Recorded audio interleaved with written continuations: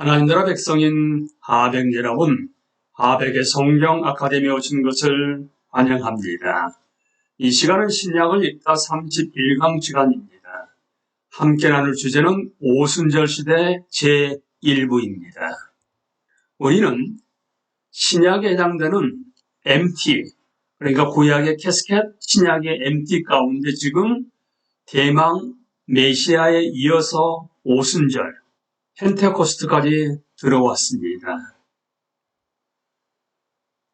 이 장을 읽다 보면 누가가 높임 받으신 예수님께서 자기 나라를 어떻게 확장시키시는지를 보여주기 위해 지리적으로 개발한다는 사실을 알게 될 것입니다. 이는 예루살렘에서 시작하여 유대와 사마리아, 마침내 땅끝까지 향하는 것입니다. 예수님은 제자들에게 능력을 주셔서 기도하고 설교하고 가르치고 파송하고 베풀게 하십니다. 누구는 고난을 당하고 심지어 목숨까지 내놓기까지 합니다. 하지만 여전히 모든 사람은 그리스도의 복음이 그리스도를 필요로 하고 기다리는 세상까지 전해져 나가는 것을 보고 즐거워하도록 부름받았습니다. 오순절 시대에 해당하는 두 장은 사도행전 이야기를 기준으로 진행되는데 제1부는 예루살렘 공의회에서 마무리되고 제2부는 유럽으로 선교가 확장되고 로마의 복음이 선포될 때까지 이어집니다. 우리는 특별히 초기 그리스도인들의 설교가 우리의 빈 무덤, 캐스켓 MT 연구에서 발전되는 주제들을 어떻게 담아내고 있는지에 관심을 기울일 것입니다. 이 장 내내 추가로 성경 구절들이 제공됩니다. 책과 함께 말씀을 읽으면 큰 유익을 누릴 수 있으실 것입니다. 미리 보는 오순절 시대, 신약의 세 번째 시대는 오순절 시대라고 했습니다. 왜냐하면 오순절에 성령이 교회에 부어지면서 하나님 나라가 전 세계로 확장되는 시발점이 되었기 때문입니다. 예수님은 부활하신 후 40일 동안 제자들에게 하나님 나라를 가르치시고 예루살렘에서 기다리라고 명하십니다. 예수님은 그들에게 성령이 임하면 능력을 받아 예루살렘과 온 유대와 사마리아와 땅끝까지 증인이 될 것이라고 약속하십니다. 예수님은 제자들 앞에서 높임 받으신 주로서 아버지께 올라가십니다. 천사가 충격에 빠진 제자들에게 와서 예수님께서는 언젠가 올라가신 모습 그대로 구름 가운데 영광으로 임하실 것이라고 약속합니다. 오순절 날이 다가왔고 높임 받으신 예수님은 자기 이름으로 모인 모든 자에게 성령을 부어주십니다. 하나님의 임재가 제자들에게 임하였는데 이는 이스라엘을 애굽에서 인도해낸 구름 기둥과 불 기둥, 그리고 시내산에서 불로 임하셨던 하나님의 임재를 떠올리게 하는 것이었습니다. 예수님의 제자들은 성령의 능력을 받고 오순절을 지키기 위해 예루살렘에 모인 여러 나라 사람들의 모국어로 하나님의 위대한 사역들을 선포합니다. 이는 하나님이 교회를 통해 세계 복음화를 시작하셨음을 알리는 이정표입니다. 베드로는 첫 번째로 기독교 설교를 하는데 그 내용은 이 중대한 사건의 해석이었습니다.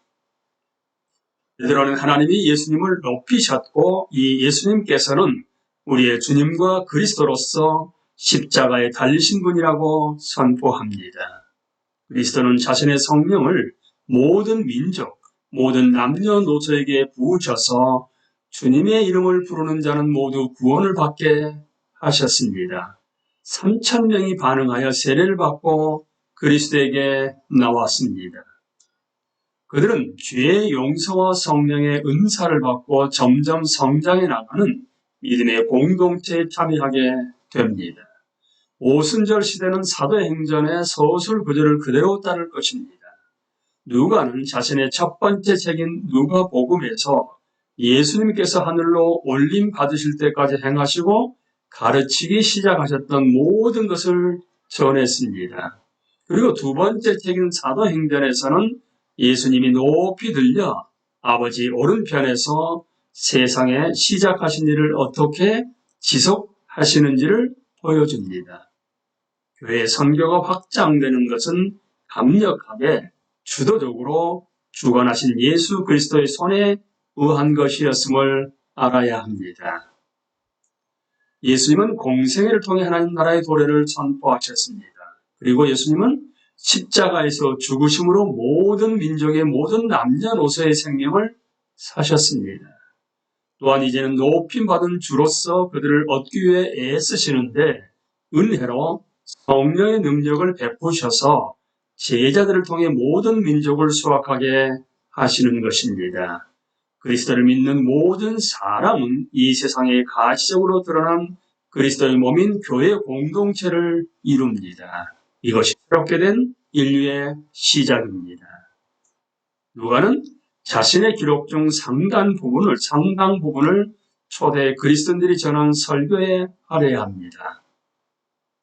그리스도를 선포하는 내용이 성경에 더 광범위한 서술 안에 위치하는데 이런 역사를 통한 하나님의 구속 계획이 메시아의 죽음과 부활로 결정적 지점에 이르렀다는 것을 보여주기 위함입니다. 모든 민족에게 예수님 안에서 죄가 용서되고 하나님이 가족이 된다는 사실을 제시합니다. 또한 복음은 그리스도 안에서 새로운 공동체를 형성하는데 이는 다양한 민족과 사회 계층으로 이루어진 믿는 자들이 구성하는 것입니다. 유대인과 이방인, 헬라인과 로마인, 남자와 여자, 부유한 자와 가난한 자가 모두 각자의 우상을 버리고 그리스도 안에서 용서, 구원, 새로운 삶을 얻게 된 것입니다. 복음은 문화적 장벽을 넘어 물이 바다 덮음같이 온 땅이 여호와의 영광을 아는 지식으로 가득하게 된 것이라는 예언자의 환상을 성취합니다. 오순절 시대의 핵심 인물은 베드로, 스데반, 야고보, 바울, 바나바, 실라, 브리스길라, 아굴라, 누가입니다. 이 시대의 중요한 로마 지도자들로서는 칼리큘라 황제, 글라우디우스, 네로, 그리고 박해자 벨릭스와 베스더가 있습니다. 중요한 유대 지도자로는 헤롯 아그리파 1세와 헤롯 아그리파 2세가 있습니다. 하나님이 교회에 성령을 부어주시다. 오순절은 애굽에서 탈출한 날에서 50일이 되는 날입니다. 이스라엘이 시내산 기슭에 도달했을 때 하나님이 그들의 눈에 보이도록 불타는 영광으로 임하신 순간을 기념하는 것입니다. 하나님은 그 산에서 말씀하시며 자신의 뜻을 드러내셨습니다. 하나님의 임재는 이스라엘을 다른 나라들과 완전히 구분시켜 주는 것이었습니다. 하나님이 그들을 불러 이 세상에서 제사장 나라와 거룩한 백성이 되게 하신 것입니다. 그리고 이제 하나님이 교회에 성령을 부어주시면서 하나님의 구성 목적이 온 땅으로 확대됩니다. 하나님은 언젠가 성령을 모든 인류에게 부어주실 것을 약속하셨습니다. 유대인과 이방인들이 한데 모인 교회는 성령의 임재로 거룩하게 됩니다. 하나님은 선교의 목적을 드러내시고 교회를 자신의 증인으로 삼아 온 땅으로 보내십니다. 교회는 성령의 임재와 능력으로 가득하여 예수 그리스도의 복음을 예루살렘에서부터 땅 끝까지 선포합니다. 제자들에게 말씀하시는 예수, 예루살렘과 온 유대와 사마리아 땅 끝까지 이르러 내 증인이 되리라. 예수님은 죽은 자 가운데서 부활하신 후 40일 동안 제자들을 가르치십니다. 예수님은 그들에게 하나님 나라에 대해 말씀하셨습니다. 예수님은 그들에게 예루살렘에 남아 약속하신 성령의 선물을 기다리라고 하십니다. 사도행전 1장 6절에서 제자들은 예수님께 묻습니다. 주께서 이스라엘 나라를 회복하심이 이때니까. 예수님은 그들의 질문을 올리시고 그저 겸손하게 아버지의 뜻과 권세와 때를 신뢰하도록 하십니다. 그러고 나서 예수님은 자신을 따르는 자들에게 이스라엘이 받았던 선교의 사명, 즉 참되시고 구원하시는 한 분, 하나님의 증인이 되라는 사명을 주십니다. 선지자 이사야를 통해서 여호와는 선포하셨습니다.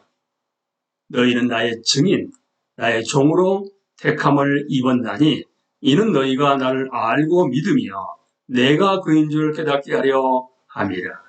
나의 전에 지음을 받은 신이 없었느니라. 나의 후에도 없으리라. 나 곧 나는 여호와라. 나 외에 구원자가 없느니라. 이사야서 49장 6절을 보면 이 주님의 종은 이스라엘을 회복하기 위해 오시며 모든 민족에게 구원의 빛을 비추십니다. 여호와는 그 종에게 자신의 목적을 드러내십니다. 내가 나의 종이 되어 야곱의 지파들을 일으키며 이스라엘 중에 보존된 자를 돌아오게 할 것은 매우 쉬운 일이라. 내가 또 너를 이방의 빛으로 삼아 나의 구원을 베풀어서 땅 끝까지 이르게 하리라. 우리는 예수님께서 이 약속된 메시아이며 이사야 선지자가 말씀하신 주님의 종임을 확인했습니다. 그분은 죽으시고 부활하셔서 하나님의 백성을 회복하실 것입니다.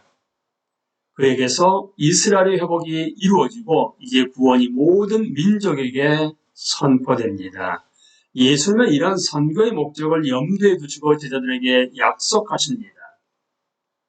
오직 성령이 너에게 임하시면 너희가 권능을 받고 예루살렘과 온 유대와 사마리아와 땅끝까지 이르러 내 증인이 되리라.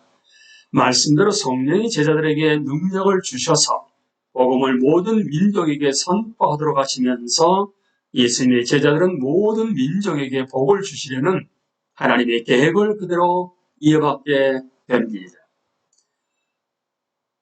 예수님은 높임 받으신 주님으로 아버지에게 올라가시다. 예수는 제자들에게 자신이 메시아로 오신 왕이라고 확인해 주신 후 높임 받으신 주님으로서 아버지에게 올라가십니다. 예수는 제자들 앞에서 하나님이 임재하신 구름으로 올라가십니다. 예수는 창세전에 지니셨던 영광으로 아버지에게 돌아가십니다. 예수님은 모든 민족에게 주어진 인자로 오셨습니다. 예수님은 하나님의 신실한 아들로 오셔서 아버지가 보내시며 성취하게 하신 모든 사역을 완수하십니다. 예수님은 구주이자 구속주이시며 구원은 그분의 이름 안에만 있습니다. 예수님의 승천은 예수님이 주권자 여호와로서 그 이름에 모든 무릎이 꿇어 절할 뿐임을 드러냅니다. 예수님은 죄를 정결하게 하는 일을 하시고 높은 곳에 계신 지극히 크신 이의 우편에 앉으십니다. 시편 110편 1절과 2절은 이렇게 선포하며 메시아로 온 왕이 보좌에 앉는 것을 경축합니다. 내가 내 원수들로 내 발판이 되게 하기까지 너는 내 오른쪽에 앉아 있으라 하셨도다. 여호와께서 시온에서부터 주의 권능의 규를 내보내시리니 주는 원수들 중에서 다스리소서. 예수 그리스도는 이제 아버지의 오른편에 앉아 계십니다. 예수님은 지금도 매일 모든 사람에게 주권을 행하십니다. 세계적으로 날마다 약 17만 4천 명이 새롭게 그리스도에게 자신의 삶을 드리기로 작정합니다. 오순절에 예수님은 모든 민족에 대한 자신의 주권적인 소유를 나타내실 것입니다. 강의를 마치겠습니다. 감사합니다.